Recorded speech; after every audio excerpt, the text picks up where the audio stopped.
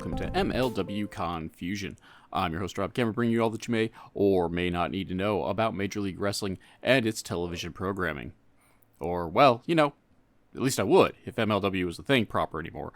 But we're kind of in between things, of course. Blood and Thunder was this past weekend. We'll have that review up here in a couple of days. But I couldn't hang on to this much longer, much like I'm hanging on to my cat right now. Hanging out this past weekend with SCW Pro QC Cup holder John Bonhart, the Dark Horse. Though, instead of just kind of like jumping into the show, he had made an appearance on the Card Subject to Change podcast, and we will kind of talk about that briefly at the start of the interview. But I happened to catch his interview with Card Subject to Change, and felt the need to re-record my intro, give a little rebuttal, if you will, because just spoiler alert. I technically recorded the original interview with Bonhart before his appearance with Card Subject to Change, but due to the proximity of the interviews and the fact that, like, coincidentally enough, we are both Quad City, Iowa-based wrestling podcasts, so, like, dude, like, the odds of that are just astronomical anyway. So we talked, we're tight, we talked, specifically myself and the Wizard, CZ, and we were like, well, we really shouldn't have, I'm pulling back the curtain a little bit, we shouldn't really be, like, dropping essentially the same type of content, like, within 48 hours of each other. And we started the negotiation process because, like, on one hand, they did reach out to him first. I'll full out admit that.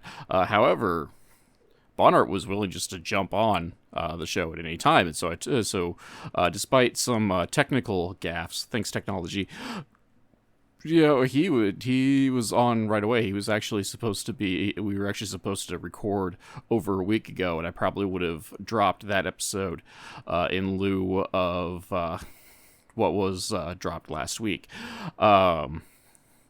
However, because of the technical issues, we agreed to reschedule, and it was a lot closer to the time in which he was going to appear on Card Subject to Change. So, CZ and I talked. Again, that's the main thing. We're adults. We talked. We definitely treated this like a 1870s presidential election. Got behind some closed doors, broke open some fine brandy, and went to work negotiating the future of this great nation, or at least the future of this great wrestling podcast treaty in the Quad Cities, because again, crazy go nuts, man. We talked about it. Like, we gave our arguments as to who should get first dibs ultimately, and finally we worked out an agreement that out of the goodness of my heart, I was going to allow the Card Subject to Change interview with Bonhart drop first, and in lieu of that, Bonhart will not get access to the hot tub filled with pizza rolls. CZ, knowing what a magnanimous person I was and what a great offer this really was, like, jumped on the offer as I gave it to him. And that's kind of what happened. So, everything's cool. We got it worked out. Bonhart got to hop on Card Subject to Change first, and I got an unsullied hot tub filled with pizza rolls. So, anyway, we're going to go to break, and when we come back, a much less flippant period of time, and we will be talking with SCW Pro QC Cup holder John Bonhart. If you're like me, sometimes you need a pick-me-up to get you through the day. I drink Ray's Energy for that pickup.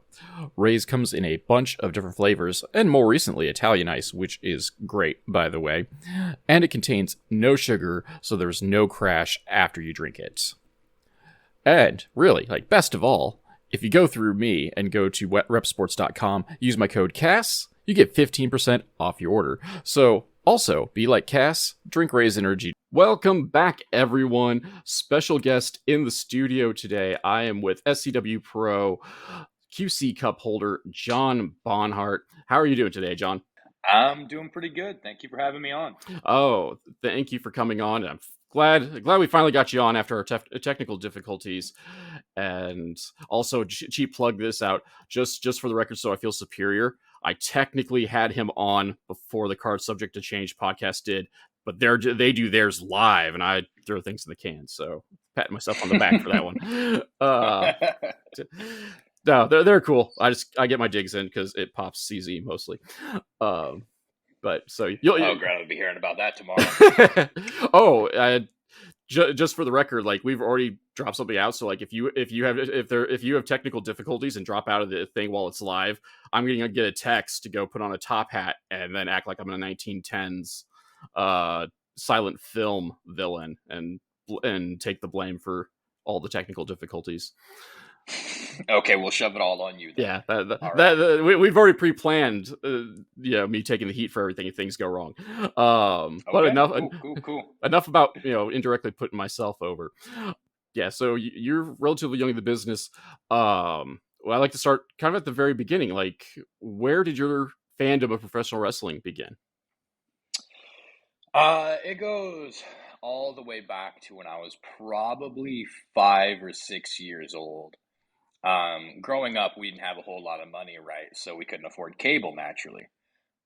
So in lieu of that, we had those old dog-ear antennas with a tin foil wrapped around that got like 3 channels in, kind of. Well, those 3 channels just happened to be 2 Spanish channels that had Lucha Libre on it. And then I believe at the time it was still UPN that had SmackDown on it. So just me being a kid, I'd get home from school, I'd do my thing, get my homework done, want to watch a little bit of TV late at night. SmackDown's what was on. And I remember the exact moment that like kind of hooked me in. And this is going to sound absolutely ludicrous now, but as a kid, I absolutely loved it. It was the moment of Great Khali doing his Vice Grip on Rey Mysterio, right? And he's holding this giant man, this 7'5", just behemoth of a human being, holding little Rey Mysterio by his skull and just crushing it, and then blood spurting out of his mouth. And I was hooked. As a kid, I was like, okay, I need to know what's going on here. I need to. This is something I'm going to be paying attention to, because where on earth are they going to go from here? How did they get here? What else is going on in this show? Like, how is it that the 10,000 plus people that are just sitting around are like, okay, this is fine. This might be a murder, but it's fine.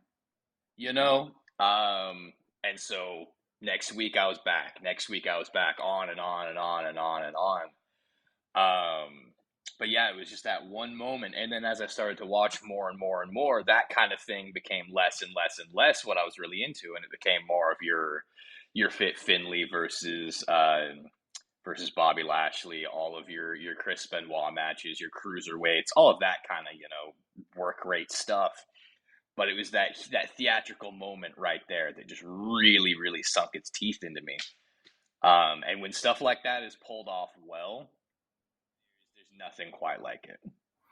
No, I agree. I think it's you brought up the crowd aspect, and I do think it's hilarious that like in terms of live entertainment, like professional wrestling is one of the only ways to get rid of go through like the like quasi realistic like assaults and murders, like practically like, and everyone's just sitting there going like, yeah, this is cool, or like do it again, let's do chance it one more time.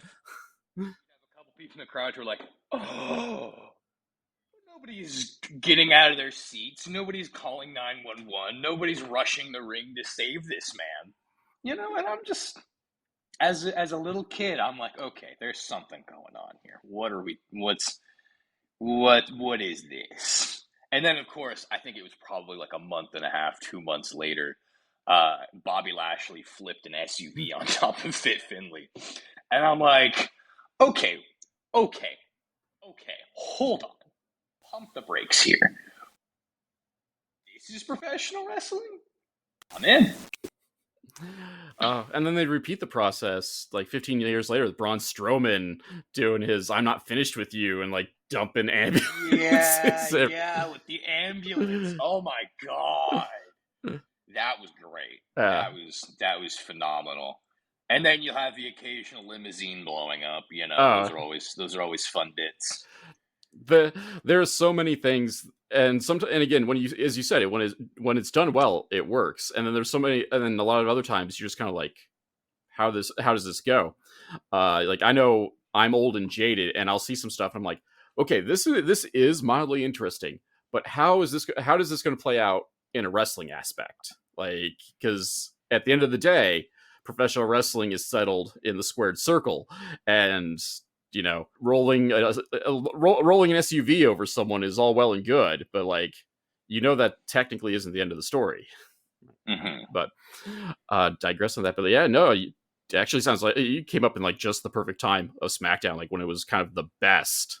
Oh yeah, it was so, I mean, there was a lot of good stuff, throughout SmackDown's existence, but that was where it was really kind of it really picked up a lot of steam. You had uh, everybody who was on that roster at that point was just phenomenal. You had Undertaker, you had Batista, you had Randy Orton, you had I think Randy Orton was still on there a little bit I think early, so. early when I Yeah. first started watching, and then he went over to Raw. Um, you had, Matt Hardy, who was doing his single thing. You had Fit Finley, Chris Benoit, Fit Finley. You had just so much great talent. Yeah, and it was such a mix of a little bit of everything. So you had Ray, obviously is almost still the master of the cruiserweights, and then I believe London and Kendrick were still Oh running yeah, around that London time and too. So Kendrick. Yeah. you had this strong cruiserweight like underbelly, and the cruiserweight championship was over there too, but not all of them were what we would now call the cruiserweight style. You had your like little Guidos or Nunzio, as he was called in WWE, hanging around there. Jamie Noble, Jamie Noble who's was a great. beast, but he's not a Yeah, flippy little yeah. guy really. But yeah, And at the time, he was in like torn up jeans and like a wife beater and stuff like that. And he's just not. He's literally just staying on the ground for everything he's doing. And he was such a stark contrast from all of the other cruiserweights. It was fantastic. They had such a beautiful little microcosm of the world of professional wrestling within the cruiserweight division at that time. oh yeah, It was phenomenal. yeah, as crazy go nuts. And then again, and that goes up and down the card too, because then again, you had your big names. You had Taker over there. Mark Henry was just Hmm. starting to kill it at that point. That's. Just missing like two pieces at that moment. He's getting there. Hmm. And you said like Finley and Lashley were holding down the undercard, which Finley was like 55 when doing that, and he was Yeah. putting out these physical bangers, and it still like blows my mind. And I had no idea he was that old. I had no idea William Regal was that old. I had no idea that these guys had been going for as long as they had, but they were just so entertaining, and they were so believable with everything they did. I firmly believed that Finley was going to blow out somebody's knee hitting him with a shillelagh, Oh, I mean, he worked stick. He 100%. might have. He might have. Hmm. Oh yeah. Like I still harken back to.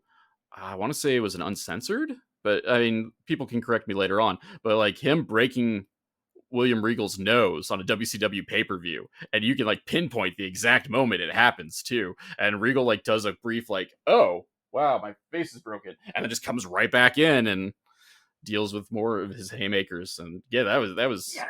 like Finley was like 45 when that happened, and still had a pretty good knee because that was before he about lost his leg on a bad table spot, like at the tail end of WCW, which is also amazing why he came back. Came back. Yeah, I think it was the Junkyard Battle Royal, which was a cluster in and of itself.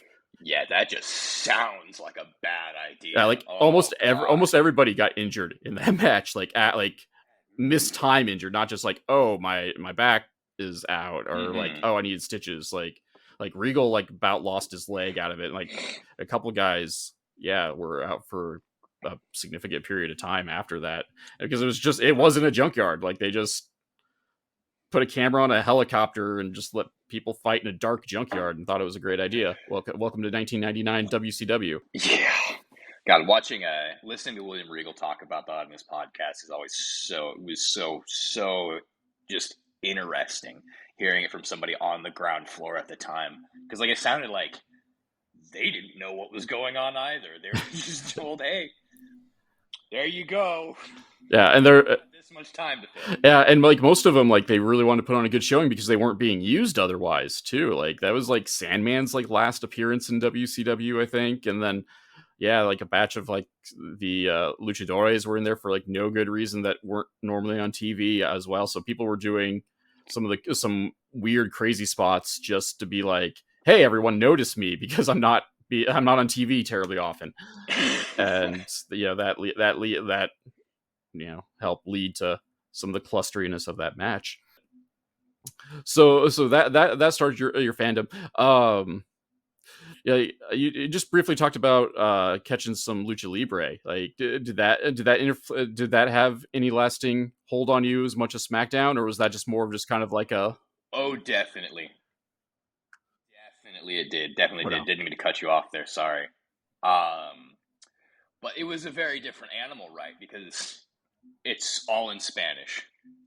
There's no subtitles, no nothing. So I'm not getting any of the story, right? I'm not getting any of that. I'm not getting any of the announcers, none of the commentary teams, none of the promos, none of that. But I can hear the emotion in their voice. And then when they're out there performing, I can see the emotion that they're putting out during their actual matches. And then, of course, there's the insane spectacles that you're going to get in a AAA or a CMLL kind of a show. And it was just this huge microcosm of different characters. You know, you had La Parca, you had Psycho Circus, you had Cibernetico, you had El Macias, Chessman. I believe Damien 666 was in there at some point. You had Electroshock. You had all of these really really great performers, and then you had your American performers there as well. You had your Jack Evans, your Teddy Harts, your Marco Corleones, um, who were, for all intents and purposes, they were exactly the same as all those guys I was seeing on SmackDown, but they were just in this completely different environment.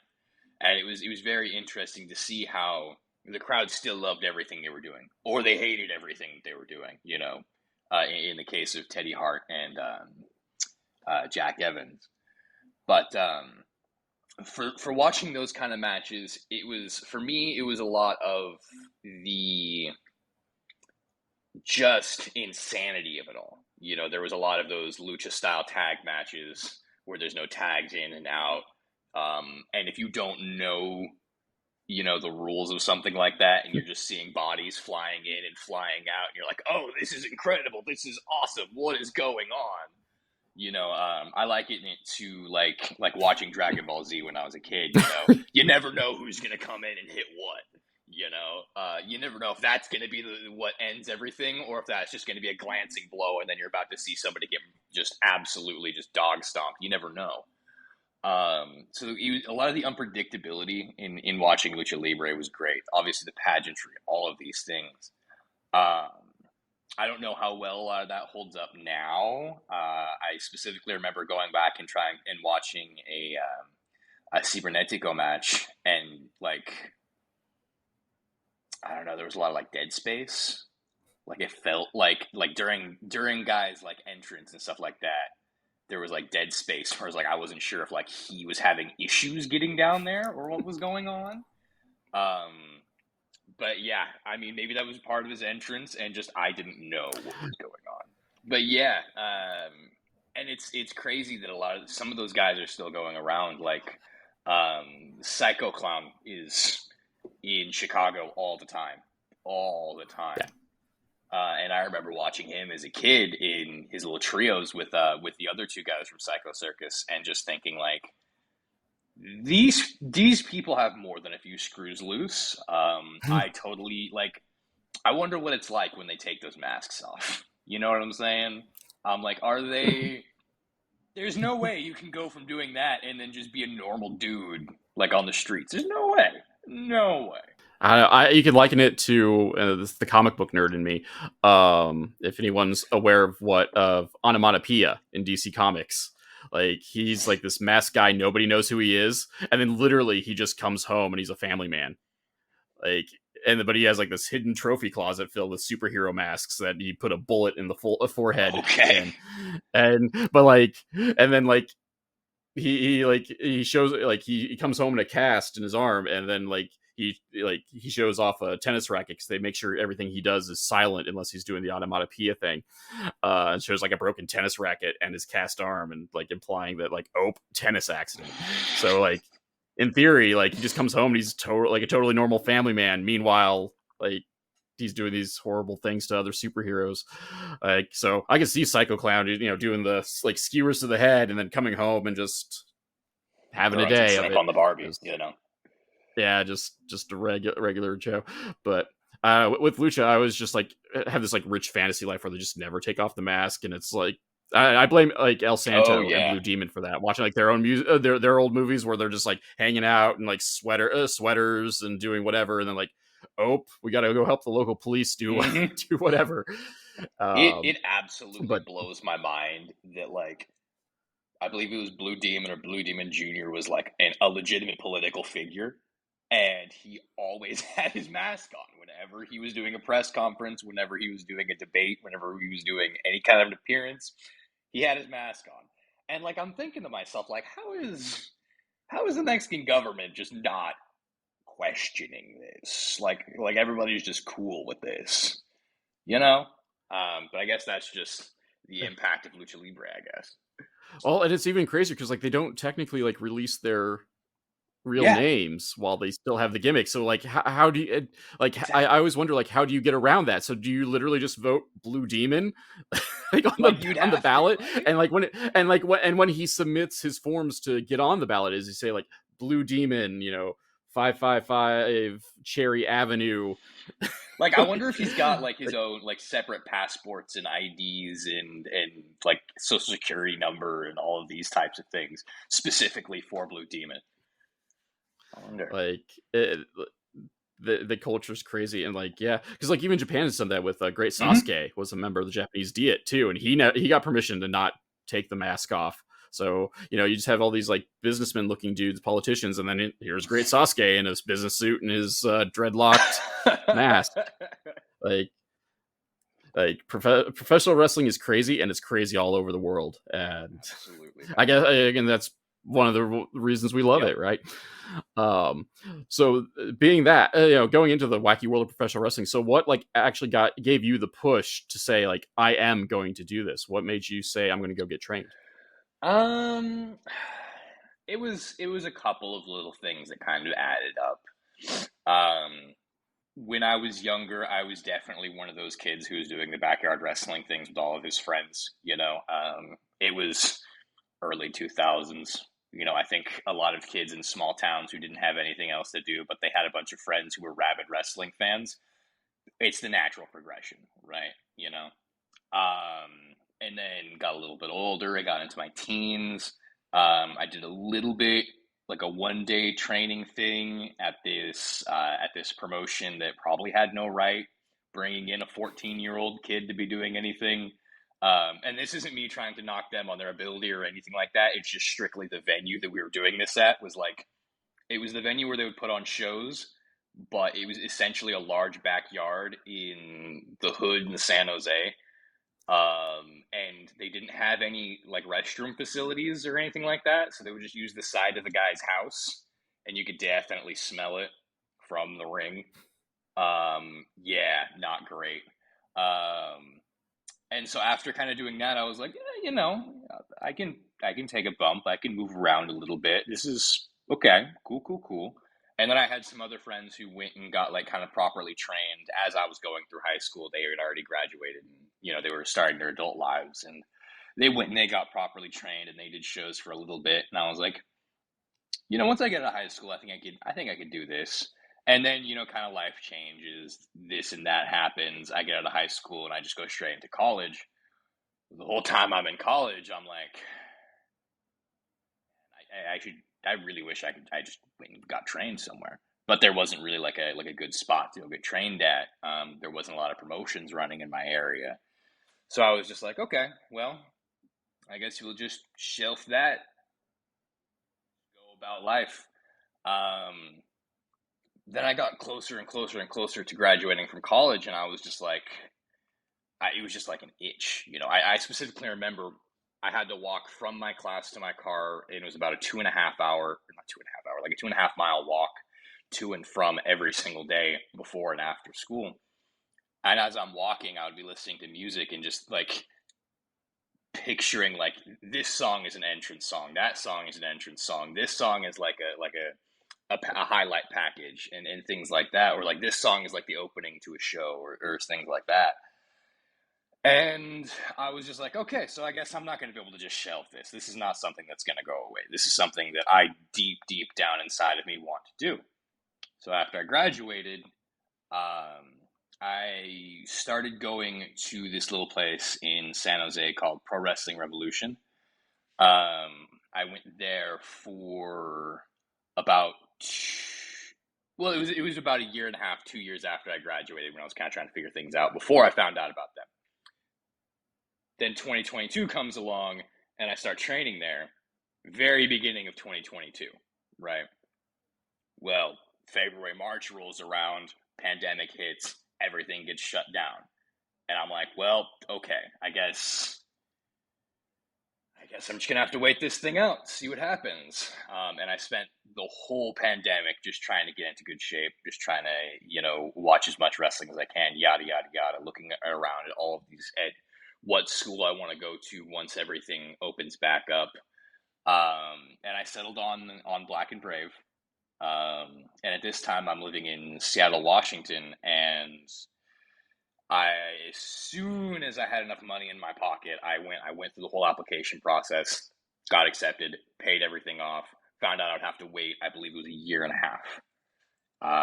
And I just spent that time going to as many wrestling shows as I can, or as I could. And at that time, Defy up in the Pacific Northwest was starting to come back. And I knew like right before the pandemic hit that they were kind of one of the bigger up and coming places where everybody kind of wanted to be. I knew a lot of the AEW guys got, or a handful of the AEW guys got picked from there. I knew, Brian was from the area. I knew that there was something of a rich history there. And so I just was like, yeah, you know what? Watch as much wrestling as I can, get in as good a shape as I can, because when I give this a full-on go, I want to give it a good go. I don't want to just be stumbling in the dark. I don't want to just be, I don't know, one of these guys who just shows up to training thinking it's going to be all sunshine and rainbows. It'd be the easiest thing I ever do in my life. I wasn't fool enough to think that. And then the day comes, I move everything that I have in my, at the time, Mercury Mountaineer, drove from Seattle out to here. 2 days later, I started training at Black and Brave, and it was like getting hit by a truck. It didn't matter how much preparation I had. I mean, there is no real preparation for professional wrestling training other than professional wrestling training. I am 100% convinced of that. There's things you can do to help, but there's nothing you can do that's gonna just let you skate through it, other than already having gone through professional wrestling training, which is a really long way of working how I got to Black and Brave. But well, no, I mean, it's the story. The real story is how you get there and how that builds everything. And I've heard that of like various professional athletes even going like, I thought football was I thought football Hell Week was bad. Wrestling's a whole nother different kind of horrible. Yeah. And then like digging up like random names from the past, I remember like it also kind of like makes sense hearing all these stories. Jimmy Jacobs specifically, like I remember like Evolve was doing like profiles of all of their guys, and one of them was like, how do you stay in shape? and Jimmy Jacobs, everybody else was like talking about, various mostly cardio related things. And then Jimmy Jacobs is just like, I go wrestle. I wrestle every day. I wrestle as much as I can because that is the only way to stay in ring shape is to stay in the ring. And like, oh. And then in retrospect, within like 10 years later, hearing all these stories like makes total sense. Especially like, and then I'll, using Rollins as an example, like he's a cardio fiend. Like just watching him go when he pops off in a match, like I get winded just watching it at times. But tailoring it back, so you come to the back of I get curious when I hear some of the folks that travel like across the country to go to a specific wrestling school. So like, what made you say Black and Brave? I'm going to pack up all my stuff and move out into the middle of the cornfield in the Midwest, compared to like any other, like say a wrestling school that may have even been like on the West Coast or closer to home. Well, for starters, I wasn't aware of any schools in the Washington area. I'm sure there were some, but I wasn't privy to that kind of information. I definitely searched for it, didn't find anything. The only thing I did find was information on Buddy Wayne, who had already passed away at that time. Rest in peace to him. But he was the only person that I was aware of who was doing anything training wise in the area. Back in my hometown in California, there was just no wrestling in the area. Maybe there was some in the Bay Area, maybe there was some down south, but in Little Oakdale, there was nothing. And as far as I was aware, the only kind of training that I would be able to do if I stayed on the West Coast would have been lucha training. And as a late 20s Caucasian dude who didn't ever want to wear a mask, I figured that probably wasn't going to be my way. I didn't have those Marco Corleone looks. I didn't think that would be my path. So I started looking into all of the different schools that were open and had a certain bit of reputation throughout the country. And of course, what's the first thing you look for? You look for the schools that are run by the people whose names you've heard. I'm talking, Booker T, Create a Pro, my Seidel school down in Florida, Black and Brave, obviously. Freelance came up because of Mustafa Ali. And I'm looking through all of these, and it just seemed like for one reason or another, a lot of these other places just weren't a good fit for me. It just didn't feel right. And then I kind of narrowed it down to either Black and Brave, or I believe it was Booker T's school down in Texas. And this is going to sound silly, but I was like, there is no way I could move down to Texas. There is just no way. No way. Not a chance. This was right around the time that the whole power grid went down in Texas. And I was just like, no, there's no way. And then I started looking into Black and Brave, and I was like, okay, here's some people who've gone through. I like their stuff. Here's the promotion that it's attached to in SCW. Okay, that's something I can get behind. They've got a rich history. That's not just a flash in the pan kind of a thing. It seems like they know what they're doing. They've been running for however long at that point. I think it probably was 16, 17 years when I was going through my application process. So this isn't just a get-rich-quick scheme. This is a place where people are actually going and they're working on their craft and they're getting good work, So I settled on Black and Brave, and I was like, okay, here we go. And I'm definitely the kind of person who, once I get my mind set on a thing, I'm doing it 100%. If I have to, whatever I have to do, if I have to bite, scratch, claw, army crawl my way there, I'm going to do it. And that is kind of what ended up happening to getting here. My car definitely did not break down about a day into the drive.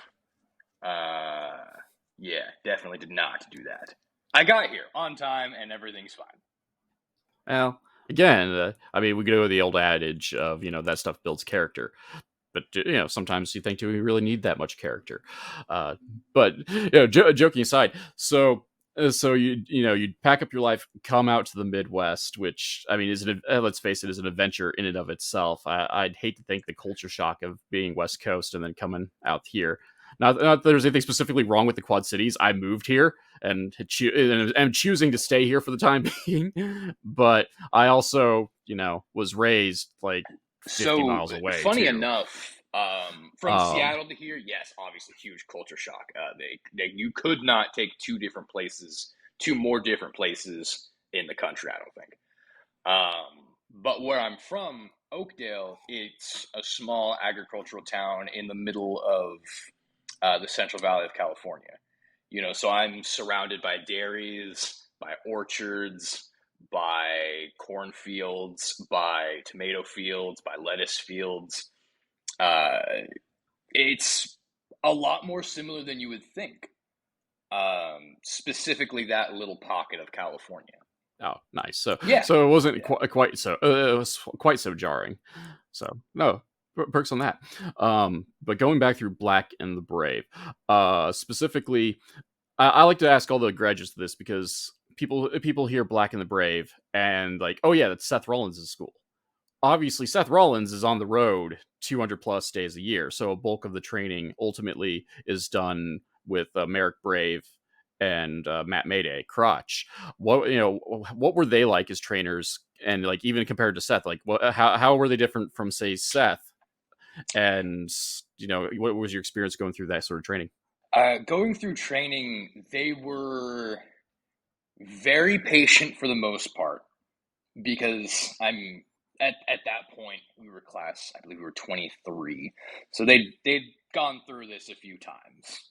They'd kind of gotten to the point where I think they'd figured out that a lot of people have no idea what they're getting into when they come in here. They have no idea how much taking a bump hurts. They have no idea how much hitting the ropes hurts. They have no idea um, anything of what's in store for them. So they were very very patient with all of us up until the point where they didn't need to be, if that makes Right. sense. Because like you get to a certain point and it's like, okay, we've told you what you need to do. You keep on repeatedly not doing it. That's on you at that point. Next, Right. that kind of a thing. But for me personally, I'm very grateful for the way they trained us. You know,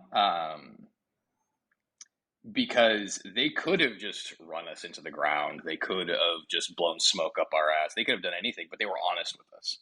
The entire time they were training us, no matter what it was, they were honest with us. Um, and to me, that means a lot, you know? Um, as far as like their actual like styles of teaching or coaching or what have you, I mean, I don't really have much of a reference point. Um, but I would say they all very much bounce off of each other very well. You know, they are very, very, very good at.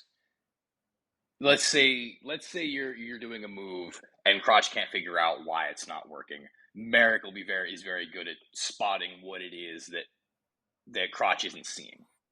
That kind of a thing. So they complement each other very, very well.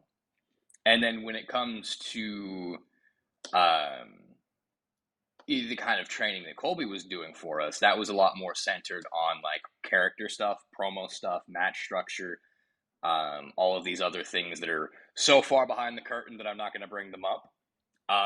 And there's not a single human being on the face of the earth who knows as much about that aspect of the business. I mean, I'm sure there's a ton of people who know as much, you know, but I don't think you could find somebody who knows more. And he was also very, very, very giving with his information. Um, and like, I kind of lucked out in that my class came in. I think we were about a year or so prior to the introduction of the or the new world title, right? The one that he won. So he was around quite a bit. they weren't starting to ramp things up for him getting, to being that guy. So he was around quite a bit, and he gave honest advice, and it wasn't like talking to a brick wall. You know what I'm saying? Like, I specifically remember there was an instance where I had a match and there was something in it, and we sat down afterwards and we were talking about it, and he was like, okay, so why did you do that? And I broke down exactly what it was. I don't remember exactly what it was. And then just in the process of me verbalizing it, he could like kind of see that I was putting it together. And he was like, yeah, yeah, yeah. I was like, yeah, I shouldn't have done that. We made eye contact, and he was like, probably not. And then we just moved on. And and I've never made that same mistake again. I think it was just, again, I don't want to go, super, super far behind the curtain, but it was just a silly little thing that just putting it out there into the universe in front of somebody like him, I was like, okay, now that I'm really thinking about this, that made no sense. Thank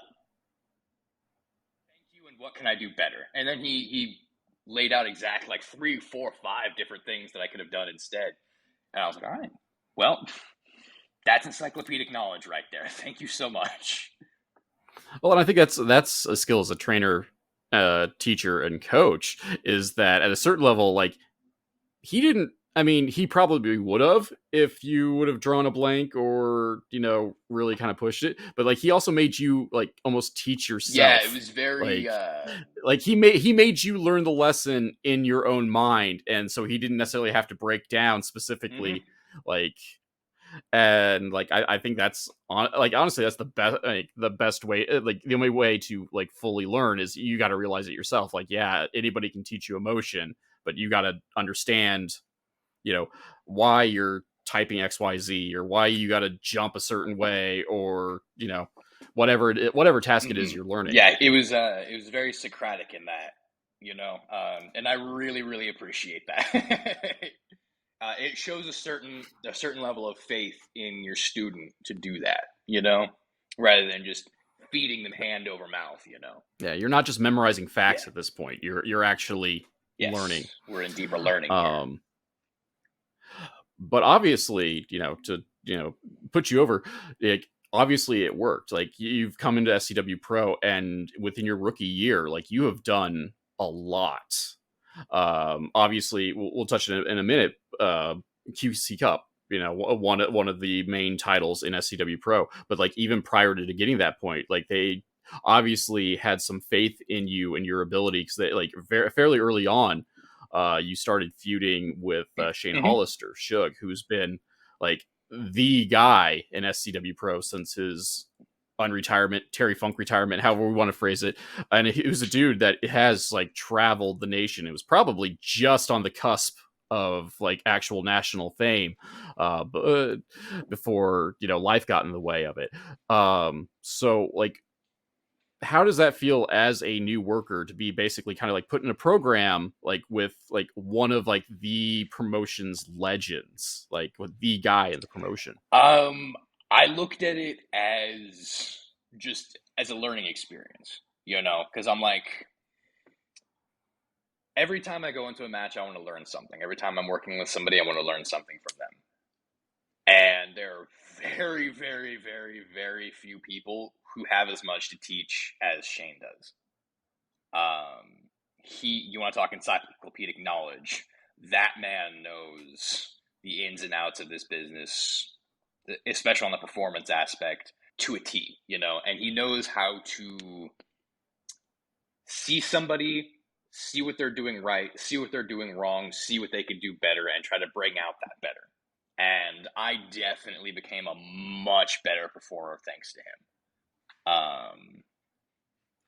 It was I had the time of my life working with him. Honestly, I would absolutely love to work with him again. Especially we had a street fight to kind of cap off our feud, and it was the first match that I had had. I believe it was the first. It was either the first or second match that I'd had that involved weapons. that had involved that level of intensity. Um, and it's hard to find words to describe the feeling prior to that, and then getting into it, and then the catharsis afterwards, and then just how much you learn from going through something like that. It's very hard to describe without actually like physically going through it and writing it down as I'm going. Because there is so much going on. There's so many different emotions, so many different things going through your head. But it made me a much, much, much better performer. And, I thank him, and I thank everybody who was a part of the SCW booking team at the time for having the faith in me to do that. And like, I have heard things like, oh, well, you were working with Shane Hollister. Everybody can do that. And I'm like, you can, but did you see what we did? You could, but Like, the really, honestly, at a certain level, the important thing is you were chosen to do that. I mean, obviously, mm-hmm. you know, the creative minds at B like have a whole roster of guys, both veterans and rookies, but they picked you. And that was done within. Gosh, our street fight was before I had a full year in. Like it's kind of crazy like how fast you've kind of come along as someone who regularly attends SCW Pro shows, because like don't get me wrong, like I'm not always the best at being like memorizing like every security or every guy that just comes in with like black trunks because he's having his first match and needs to do pay his dues via like squash duty. But like I'm not gonna lie, like I don't quite remember seeing you like being just a kind of a name, being taught, just fed to Dion Roosman just to put over Roosman as he moves on to JT Energy or something like. I didn't catch you like rocking too much security. So like, I mean, and I could be wrong. Don't get me wrong. Like, not everybody can be a Chuck Brewster where you can see that mullet anywhere and remember it. But yeah, he does have a very, very distinct look. I think I could see that man across a half a mile away and recognize him.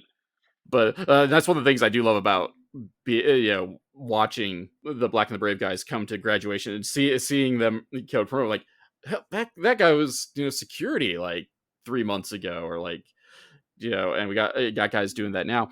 But you kind of just had the rocket strapped to you because you had Hollister, which got pretty heated feud wise, and then from there you kind of almost immediately kind of moved on to one of your trainers, Crotch. And that was ultimately for the QC Cup. So before we talk about your win, again, kind of a similar question to working with Crotch, but now you're working with someone who is blatantly like your trainer out there in the crowd. Like, what goes through your mind of like, now I gotta have the sensei student battle, especially like so soon and for eventually like such high stakes. First thing that went through my mind was, hey, remember all those bumps you made me take? I need to make this a video podcast so we just see the look on your face and then me just like evil rubbing my hands together. That'll be the promotion. There's our clip right there. Yeah. No, it was that, and it was also like, there is nobody who's going to be more familiar with my work than him, because to peel it back a little bit, as soon as I graduated, I was trying to go to as many shows as possible because I knew the more work I got, the better I would get. The more work I would be able to get, the better I would get, the more work I would get, and so on and so on and so on and so forth. And that's kind of how it was taught to me, is like, you start hitting towns as soon as you can. You get in a car, you ride with, you bring your gear, you help out in any way you can. And doing that, I had managed to get a fair amount of matches up at that point. And almost all of them I had brought into Crotch to have him watch back with me and give me feedback.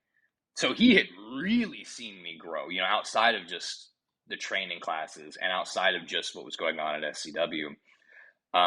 He got to see me kind of branch out a little bit and kind of test other waters, so to speak. So he was incredible in my development from just that perspective. And then we got to work together as much as we did, and it just really kind of helped to smooth some of those rough edges, if that makes sense. Um, and he knew a lot of he knew my strengths, my weaknesses, what I did well, what I necessarily didn't do poorly, but could do better. And he knew some of the things that I should just straight up avoid ever doing. Yeah, you won't catch me doing a Phoenix Splash. I promise you, you will not. Um, but you might catch me doing some other flippy doo dah stuff, you know. And he kind of helped me kind of hone into what I should and should not uh, what baskets I should put my eggs in and what baskets I shouldn't. And then as we worked with each other, kind of really helped with kind of that comfort level, if that makes sense. Like, get more comfortable in front of a crowd. And a lot of that was just because we were so familiar with working with one another that I could then not just laser focus in on him the entire time. I could then start to kind of work the crowd a little bit more. And he was incredibly instrumental in that. And then obviously working with your trainer, getting a big feud like that, like what we had, was great. And some of the moments during that feud, man, wouldn't trade for the world. No. Would not trade for the world. No, I believe it. I still just 12 days of Christmas, or 12, how did they phrase it? 12 weapons of Christmas street fight. Yeah, the 12 weapons of Christmas street fight. Which, I mean, obviously was, for all the gimmickry about it, like, was honestly like a pivotal moment in your SCW Pro career, because QC Cup, we'll start with the QC Cup. So, in addition to being kind of a crazy gimmick of a match anyway, for those of you who are not aware, basically, like, every 30 seconds, every minute, a new weapon is brought into the ring area for use, and then after everything's all brought in, then you can actually finally win your match. And it's holiday themed, so there's, like, even if they're bringing in a chair, there's like it's wrapped into wrapping paper usually, so like usually they holiday gimmick it up a little bit. But that kind of leads to the QC Cup. Like, was that your first championship in your career at that point? It was not. I've definitely held it for longer than I held my first title. My first title was the Illinois Valley Championship from PWX, which is a now defunct promotion. Which, I say that specifically to bring to light the fact that SCW's been around as long as it has. Promotions come, they go, all the time. But SCW's been around for over 20 years now. So no, and I've gone on record saying that too. Is like, indies are fleeting, and support them while you can. But digress. Sorry to cut you off. Yes, absolutely. No, I wholly agree with you on that. Support your local indie while you can. But yeah, so but yeah, go. Yeah. But for the QC Cup, so again, unfortunately, it wasn't your first title, so I can't get that totally new shine of that. But it was the first championship in basically what is your home promotion, and the promotion of the school that trained you and gave you your start overall. Like, how what are the emotions going through that, like, when you find out that they're putting this on you, especially again so early within your career? So for a guy like me, I kind of look back at all of the other people who had held it.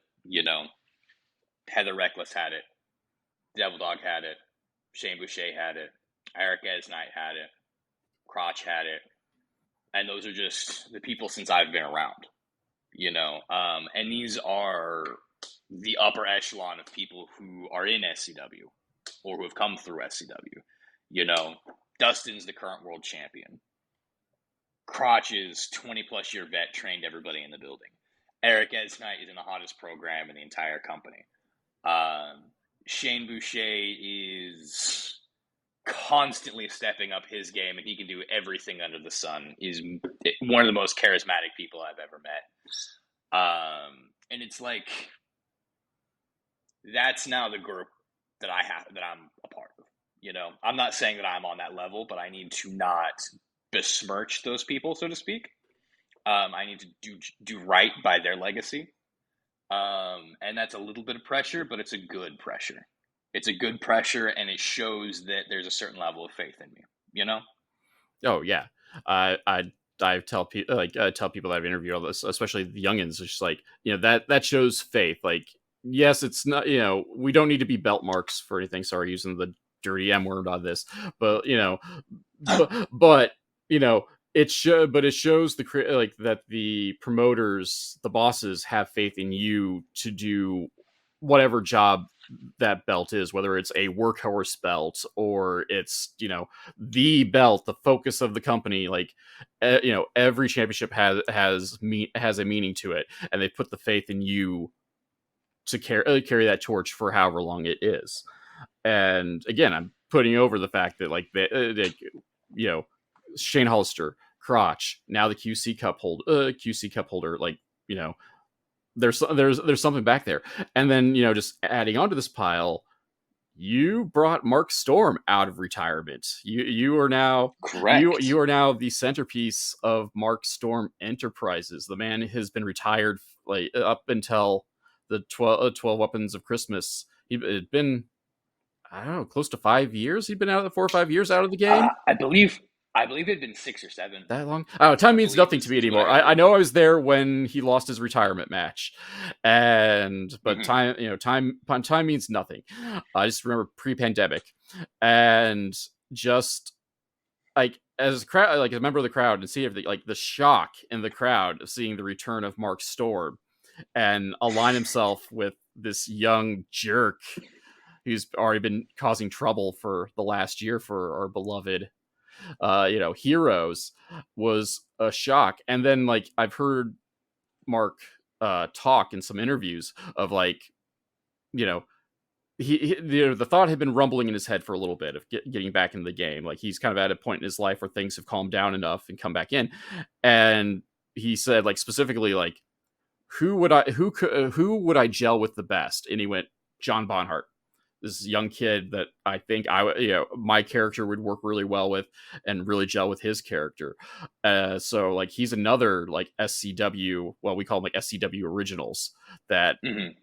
that sees something with you and now is coming along. Like, I can joke he's just jumping on your coattails to bring him back up to relevancy, but I won't go that far because Well, you know what? It's been a fun ride. So if he's riding along on the back, that's all the better. I digress. I digress. yeah. I absolutely love Mark. It's been so fun working with him. Um, and he's the first manager I've ever had. I've been in like a muscle kind of a role before. But he's like a true manager, like in that old school Jim Cornette, Bobby the Brain Heenan kind of a role. Um, and there's it's I don't want to say it's a lost art, Oh no, especially it not totally right is now a lost art. with There are not enough managers well, running around. with Paul Heyman nowadays. It's kind of hard to say it's a lost art. It's like an art being resurrected right now. It's Okay. kind of how I want to look at it. Um, but you're right. You're right. Outside of the one example of Paul Heyman, there's not a whole lot of true to the bone managers out there anymore. And Mark's really good at it. Obviously, we've done very, very well with each other. We clicked from the get go. And I feel like he's made me more comfortable as a performer. I hope I've made him more comfortable as a performer. And it has been an absolute blast from the get go. Oh, and no, I mean, it adds an extra dimension to your character. And Yeah. honestly, like, I mean, it gives, especially since you're the QC Cup holder, like, this I think definitely can, like, add some momentum to the reign itself and can help, like, prolong it. Just creatively speaking, it can allow the reign to be prolonged. And then, of course, being a young guy, like, again, Storm's got nearly 20 years of wrestling Hmm. experience with it, and not just wrestling experience. He's also pulling back the curtain a little bit. It's okay because he's done it first. But, like, he is very, So this one's on yeah. you, Mark. There you go, Mark. You do these out of character interviews. But he's also very involved in the local theater scene. So like Oh yeah. he's he is at heart an actor, a performer, and Hmm. hopefully just being around him a wee bit, like you can be able to pick his brain and kind of up your game on the character front too, which is like just as important as doing moves well, really. Oh, absolutely. I was a musical theater kid growing up, so like we definitely clicked right off the bat. Talking about that kind of a thing. Plug in Newsies real quick. Oh yeah. Newsies is going on right now, and he's over the moon about it. If you're in the Quad Cities, go catch a showing. Yeah, he's definitely helped me kind of round the character into form. And just having conversations with him has helped me add a level of purpose that I don't know that I necessarily had before.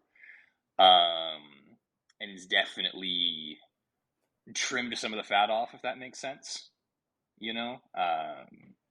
And just let me kind of hone in on what exactly it is that I want to be, you know?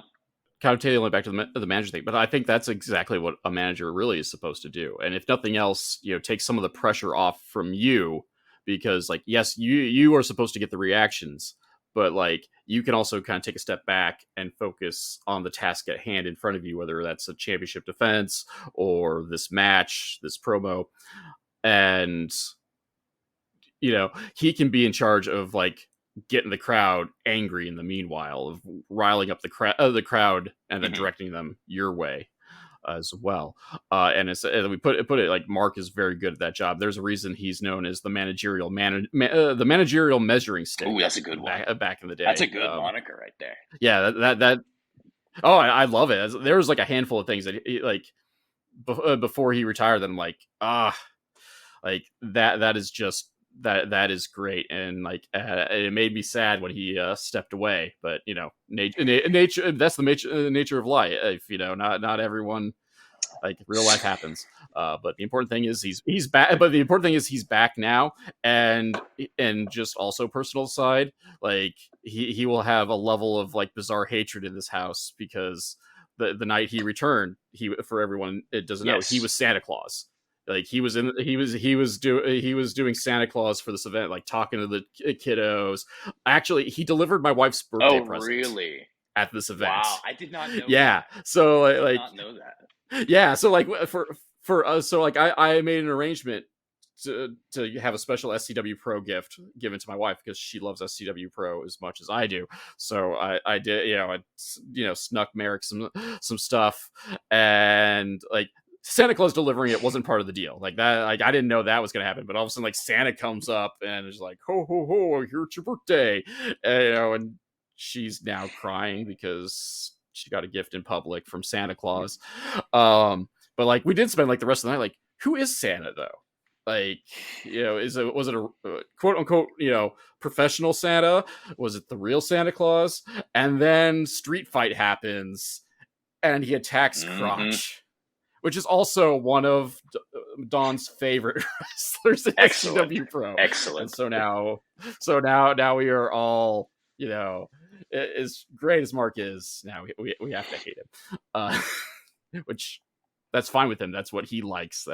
He loves being hated. That's his job in life. And now we have to hate you even more because you dare hang Hatred out by with him. association. It's fine.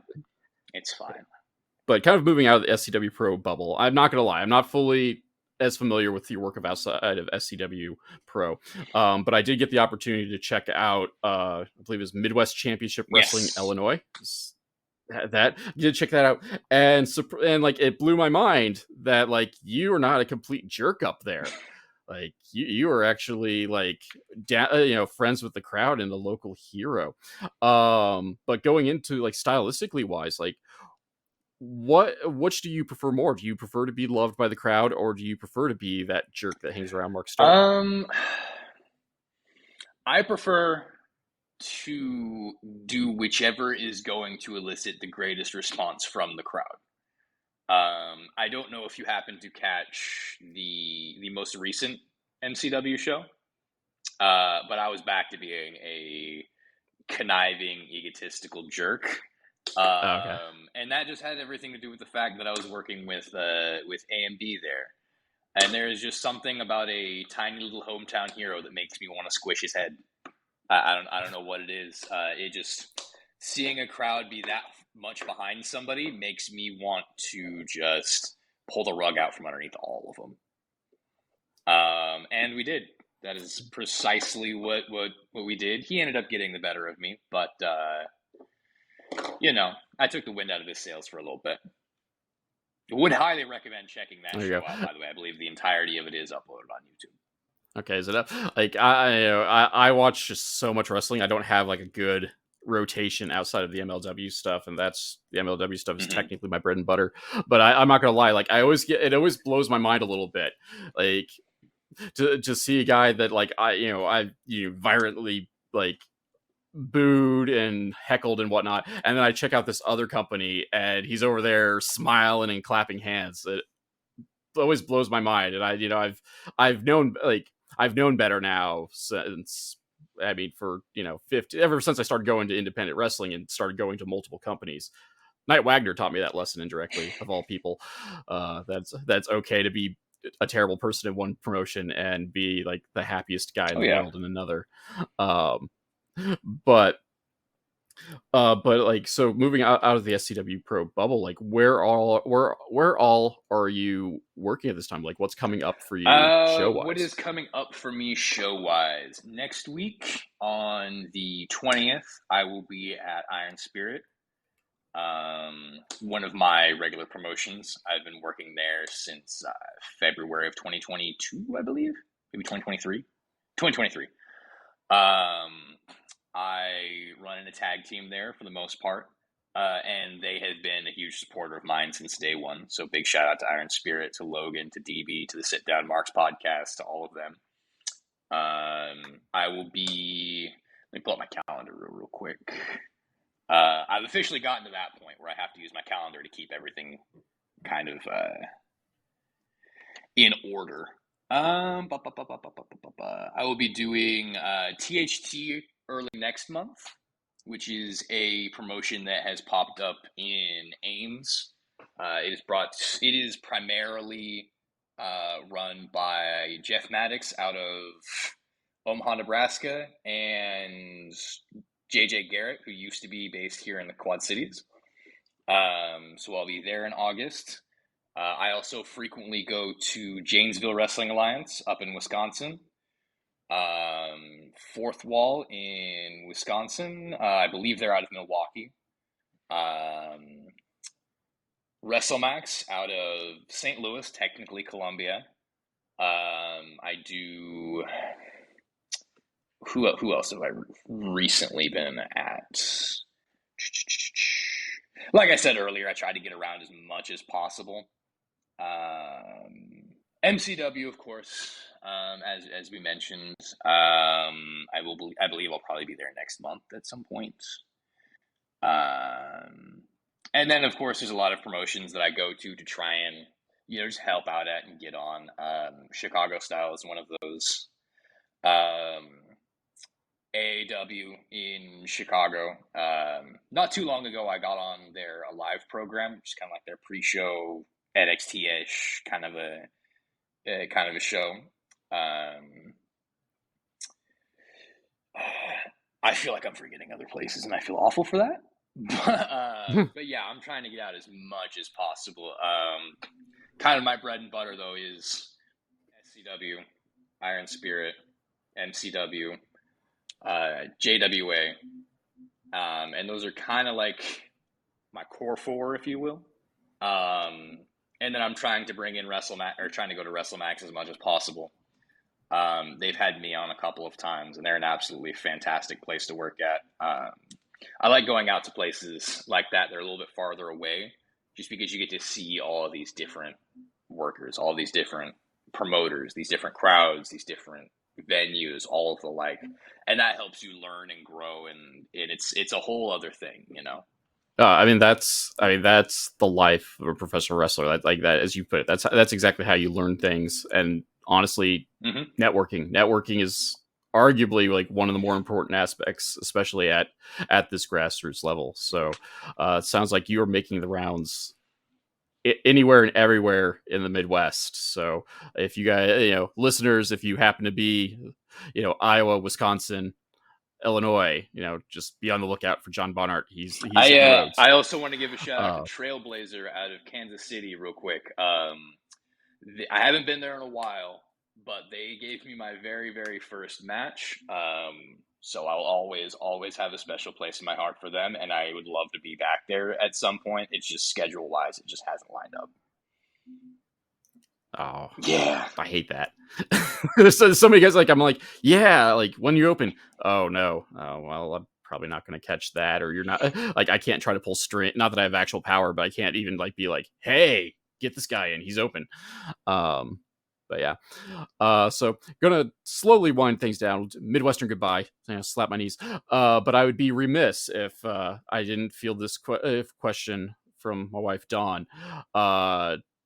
You've moved up a little bit in her esteem because she caught you wearing Ghost t-shirts when you're not in your wrestling attire. Yeah, I've got. How much do you love Ghost? I'm a big Ghost fan. I'm also a big Bam Tees fan.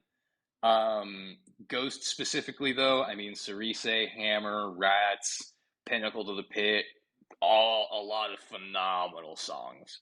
And then the stage presence, the whole get up, the whole gimmick of the Dark Pope and all of that. Love it. Absolutely love it. Speaking of theater kids. Oh yeah. Oh yeah. Have you seen them live? Have you gone to a Ritual? Unfortunately, I haven't gotten to see a live concert from like a big production like that in a very long time. But they're definitely on the bucket list. Them and then seeing In This Moment again are kind of like 1A and 1B. Ghost is if you're a fan of Ghost, obviously you need to go to a Ritual because it's a whole nother it's a whole nother experience of compared to listening to it. I mean, don't get me wrong, I'm a fan of it, but I'm also a guy that I've seen them. Let's go see a thing I haven't seen yet, and I've been taken to see Ghost. I think I've gone 5 times now. I think that's as many times they've drugged me along. I'll put it out if you haven't got to see them live. Did you at least get to see Right Here, Right Now? Their new concert film. I haven't. No. That's a good encapsulation of what they are live. In addition to, I mean, there's thousands of clips on YouTube and whole concerts on there that people have bootlegged. But that's totally worth it, and also sets into motion a quasi spoiler. Sets into motion the next papal cycle. Okay. As well. Okay. So spoiler alert. It looks like Papa 4 is winding down. But I had to throw that out there. She saw the Ghost shirt, and that is her favorite band. So I had to ask about it. I know people wear shirts that they don't always have a super attachment to. It's just that's a neat shirt. And well, let's face it, Ghost has a lot of neat shirts. The specific one I have is kind of I think it's Papa doing like a Richard Nixon style pose. Yeah, I think the draw to is I think she has that one. That's part of her shirt collection. Man, oh, it's such a good shirt. And so I'll give you one more question, and then I'll let you plug your stuff. But I asked this of all the SCW Pro guys because in another realm, I'm just working on getting my butt beaten at some secret time in the future. Bearing in mind, I am 40, not in overall great athletic shape. Not trained in any sort of combat sports. But if you had to choose someone in the SCW Pro locker room, who could I beat in a match? Rip Studwell. Yes. Rip Studwell. Absolutely. And I say that specifically because he sneaked out a cheap win last time we were across from each other. And I'm just real salty about it. Victory roll. Yeah. That's fair. He didn't beat you like a man. Didn't pin your shoulders to the mat. He did pin your shoulders to the mat, but he didn't do it by knocking you loopy. He just tied you up a little bit. I'll add that to the list. The funny thing is no one has given the same name twice. Every time I've asked this question to someone, I've gotten a different name, and sometimes it's gone ridge circular. So I do think it's becoming a conspiracy theory of one of these days there'll be a secret SCW show that I'm I'm the only one that knows about it, but I don't know this until I show up, and then I'm just gonna get gang beaten by everyone that magically thinks that I can take them, even though I don't think that thought whatsoever. Won't be pitching it. Though I can make the joke like, yeah, I guess say though Stud was a good choice because I got like a foot on him. I think He's strong maybe. though. He's real strong. Yeah, no, allegedly over 400 pounds. So I mean, as a man who's lifted him, yeah. But so we'll kind of end on that note. Where can we find you on the internet? Where do you have like an online store we can get merch from? Unfortunately, I don't have merch just yet. I am actively working on that. But if you want to see me on any social media or anything of that, Twitter, Instagram at John Bonhart. I believe there's an underscore in all of them in between John and Bonhart. And I'm sure we can link it in the descriptions. Okay. Yep. I try to remember that sometimes. Depends on my memory in any given day. As we noted, though, sometimes my memory isn't. I know stupid stuff, no wrestling stuff, but I can't put things in the calendar. Behind the scenes poll of. We had to extra reschedule because conflicts that were on my end. But yeah, so yeah, check John out. Social media again, you should be going to any independent wrestling show you can to begin with. But if you're in the central, the Midwest, keep an eye out for John, especially if you are in the Quad City, Illinois /Iowa area, because SCW Pro is one of his homes, and SCW Pro puts on a banger of a show if you haven't been anyway. John, thank you for coming on. It's been a blast. And, at the time of this recording, good luck tonight. Do you have a match? Has there been a match announced for you tonight, or it's secret? Okay. I was gonna say, but either way, show up. Well, I guess you can't show up because this is going to be released after the show. Darn. But it's not an SCW show if I'm not on it, as far as I'm concerned. If I'm not on it, you're going to get robbed, and I'm probably going to be on it. So show up and don't get robbed.